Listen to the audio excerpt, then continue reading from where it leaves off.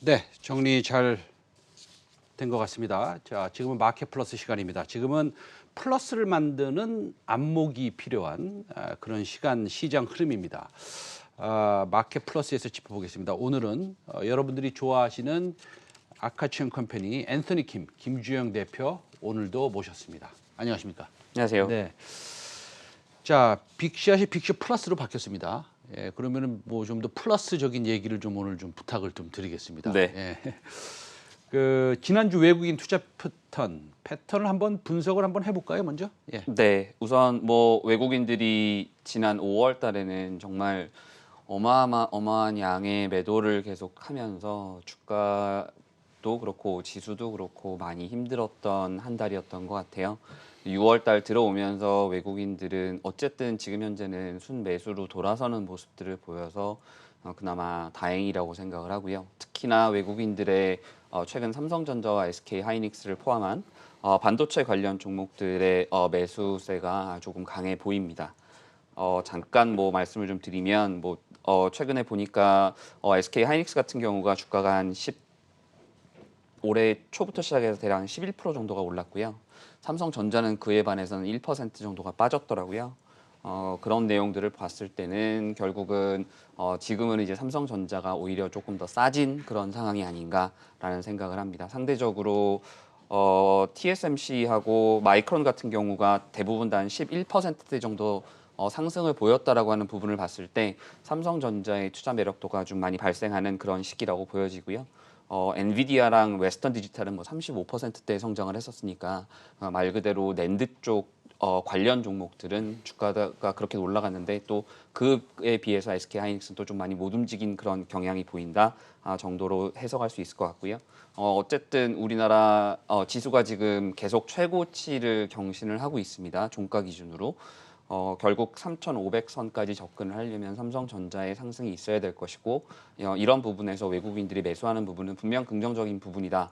라고 얘기할 수 있을 것 같고요. 다만 조금 정리를 한번 하자면 6월 15, 16일 날 결국은 FOMC 그러니까 연방준비위원회에서 공개시장위원회에서 이제 그 금리 관련된 얘기들도 하겠지만 테이퍼링 이슈가 결국은 나올 수밖에 없거든요. 그러니까 그때까지는 조금 변동성이 커질 수 있는 부분이기 때문에 지금 당장은 크게 이런 그 외국인이 수입이 들어온다고 해서 너무 적극적으로 나서는 것은 조금 저는 지양하는 것이 좋지 않을까 생각을 합니다. 알겠습니다. 지금 백신 접종이 미국이 생각보다 좀 빨라지고 있는 것 같아요. 네, 우리나라도 어제 뭐 80만 명이 접종을 했대나 뭐 이런 얘기가 들어서 네. 역시 뭐 우리나라 대단하다. 예, 한번 뭐 맞기 시작하면 이거 금방 따라잡을 것 같습니다. 어쨌든 간에 그렇게 되면 경기 회복 기대감이 이게 조금 더 우리가 뭐 어떻게 표현할까요? 좀 더 적극적으로 생각해도 될까요? 어떻습니까? 지금은 이제 적극적으로 좀 봐야 될 시점이 아닌가 생각이 되고요. 특히나 미국 같은 경우는 7월 말이 되면 아마 코로나 관련된 발표들이 쭉 나올 것 같다라는 얘기들이 좀 많고요. 지금 보면 미국이 한 51% 정도 그 1차 접종 기준으로는 51% 정도가 됐더라고요. 아마 7월 말 정도가 되면 한 70% 목표를 달성할 수 있을 것이기 때문에 그렇게 된다면 이제 결국은 여행주와 항공주 이런 부분들이 아마 많이 움직일 수 있는 부분이 있지 않을까 생각을 하고요. 우리나라도 지금 보니까 한 15.7% 정도까지 따라 올라왔더라고요. 물론 2차 접종을 계산하면 4.1%라는 굉장히 초라한 숫자를 보이고 있긴 하지만 네. 어쨌든 1차 접종이 진행되고 있다라고 하는 부분 그리고 사람들이 두려워했던 아스트라제네카 에 대한 백신 접종을 지금은 아주 적극적으로 받아들이고 있다라고 하는 부분은 분명히 우리나라가 빠른 시장 개방 아니 그 백신을 맞게 되면 결국은 움직일 수 있는 그리고 여행을 나갈 수 있는 그런 부분들이 빨리 형성이 될 수 있을 거기 때문에 지금은 그 내용들을 바라봐야 되는 시점이다라고 생각을 합니다. 지금 말씀하시는 것은 경기 회복 기대감을 좀 생각보다는 크게 가져갈 수 있다 이렇게 말씀하셨고 뭐 여행하면 화장품 따라오는 것이고요. 그렇죠. 화장품도 화장하고 가야 되니까 여성분들은 그럼요. 그다음에 말씀을 이제 조심해야겠네요 우리가 요새는 네. 화장을 하시는 여성분들도 있으니까요. 네. 그렇죠? 그다음에 그렇다면 또 면세점 네. 뭐 다 따라옵니다. 그런데 그 저번 주로 한번 돌아가 볼게요. 저번 주에 그 바이오가 조금 다시 살아날 수 있다 이렇게 말씀하셨고 네. 어떤 종목 말씀하셨죠 저번 주에? 지난주에 뭐 여러 가지 종목들을 얘기를 했었고요. 지난주 저희가 얘기했던 종목이 보령제약을 저희가 얘기를 했었죠. 네네네. 보령제약 좋은 모습 보이고 있습니다. 네. 그래서 바이오에 대한 그런 그 아직도 뭐라 그럴까요? 긍정적인 마인드. 네. 혹시 견제하고 계십니까? 네, 뭐 오늘 새벽에 가장 크게 나왔던 내용이 이제 바이오젠의 아두카누맙이라고 하는 네. 그 치매 치료제에 대한 임상 승인 발표가 있었잖아요. 이거는 분명히 대단히 큰 업적이고요.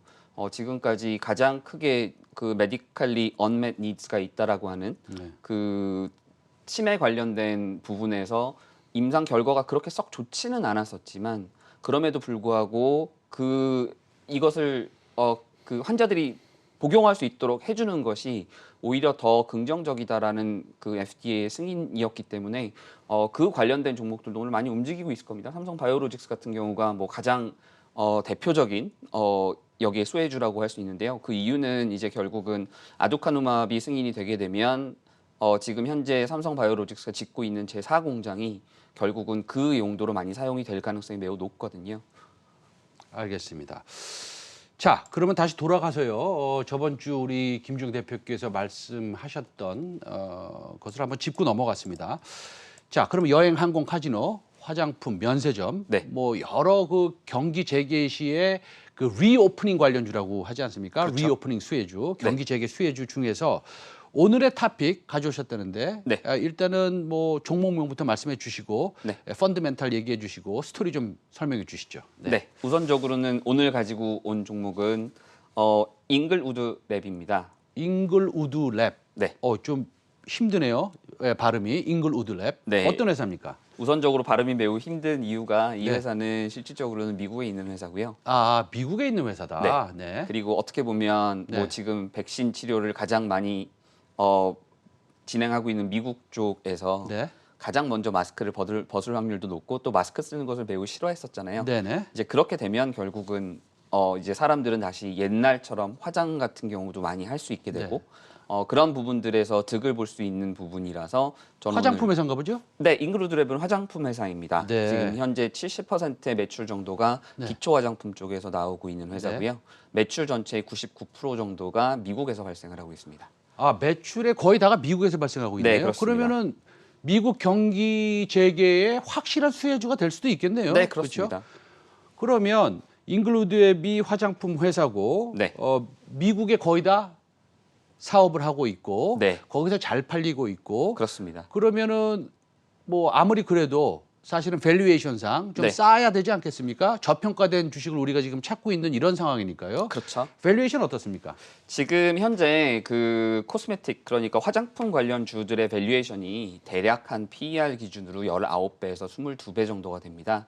지금 현재 이 회사가 2021년 기준으로 그러니까 매출은 한 1,600억 정도를 할 거라고 예상을 하고 있고요. 영업이익이 한 170억 정도가 예상이 되는데 시가총액이 지금 한 1,600억 정도 됩니다. 작은 회사네요. 네, 네. 작습니다. 근데 지금 그렇게 따지면 PER 기준 한 12배 정도가 안 되는 것으로 보이는데요. 그러면은 화장품 회사 OEM 업체 중에서 네. 가장 가치가 저평가돼 있다라고 해도 과언이 어떻습니까? 아니죠. 과언이 아닙니까? 네. 예. 그러면은 성장성은 어떻습니까? 성장성도 매우 우수합니다. 지금 계속적으로 연 기준으로 봤을 때 매출액은 대략 한 19% 올해 성장하는 것으로 예상을 하고 있고요. 영업이익은 뭐 120% 정도 성장하는 것으로 얘기를 하고 있는 상황인데 주가는 그렇게 많이 오르지는 못했었고요. PER 기준 그 밸류에이션 상으로도 여전히 지금 싼 상황이고 미국 시장 자체에 포커스가 돼 있다라고 하는 부분에서 분명히 이 회사는 들여다봐야 될 회사다라고 말씀드리고 싶습니다. 분명히 이 회사는 들여다봐야 되는 회사다라고 말씀하셨는데 자 그러면 목표가를 우리가 한번 설정해 보면 네. 어느 정도가 적당히 우리가 수익을 취할 수 있는 목표가 한번 설정해 주시겠어요? 네, 지금 현재 그 대신증권에서 지금 추정하는 올해 영업이익을 170억 정도로 봤는데요. 그럼 거기서 뭐 22%의 법인세를 빼면 대략 한 150억대 정도가 될 겁니다. 네. 거기에 19배도 좀 너무 많다라고 생각을 해서 네. 뭐 15배 정도만 치더라도 네. 그러면 그게 한 2,250억이거든요. 네네. 그러니까 지금 현재 대비해서 최소한 30% 이상의 상승 여력은 충분히 있다라고 보여지고요. 지금 19배에서 22배까지를 계산을 하면 주가가 대략 한 12,900원에서 14,900원 사이 정도가 나옵니다. 그러니까 지금 현재 주가 대비해서는 충분한 업사이드 모멘텀이 있다라고 말씀을 드리고 싶고 이 회사의 영업이익률도 계속 좋아지고 있는 상황이기 때문에 그리고 최근에 이 회사를 코스메카 코리아가 인수를 했어요. 그러다 보니 대주주와의 어떤 시너지라던가 또는 R&D 비용 등을 절감할 수 있는 부분 등 이런 부분들은 분명히 긍정적인 부분들이기 때문에 인글루드랩은 상승 모멘텀이 충분히 있을 것이다라고 생각이 됩니다. 알겠습니다. 오늘 외국인의 투자 패턴 한번 체크해봤고요. 그다음에 경기 회복 기대감을 우리가 좀 더 생각보다는 적극적으로 가져가도 되겠다 이렇게 말씀하셨고 잉글루드랩 제가 한번 회사로 돌아가서 좀 더 공부해 보도록 하겠습니다. 네. 예, 좋은 종목 같아요. 지금까지 김주영 아카치온 컴퍼니 앤토니 킴 대표였습니다. 오늘 말씀 감사합니다. 감사합니다.